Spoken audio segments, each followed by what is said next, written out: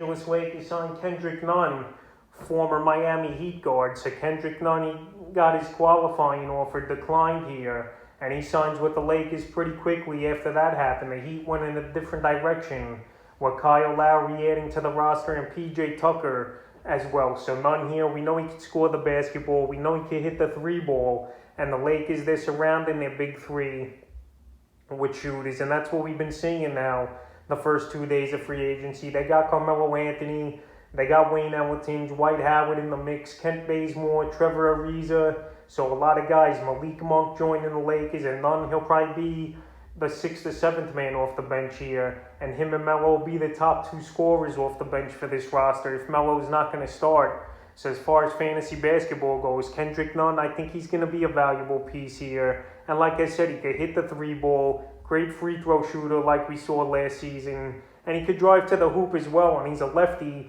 which is definitely a rare thing you see in the NBA. Not too many lefties anymore. But Kendrick Nunn, I think it's a definite steal for the Lakers. He could have went out there, and some of the contracts we've seen guys get, Nunn could have easily got 10 to 12 million a year. Instead, he signs 2 for 10 million.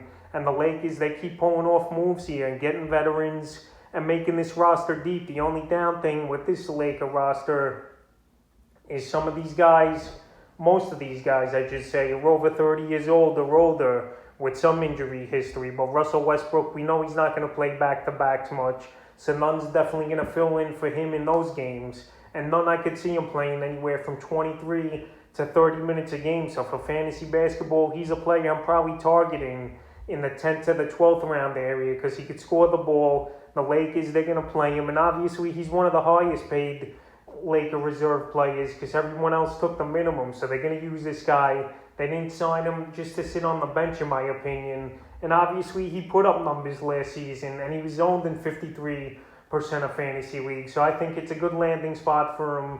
Probably his points per game are going to go down a little with all the big-time players on this Laker team. But hey, he's still going to have value, and he's still going to play. So Kendrick Nunn signs with the Los Angeles Lakers, and we'll see what he can do for them and fantasy owners in the upcoming season.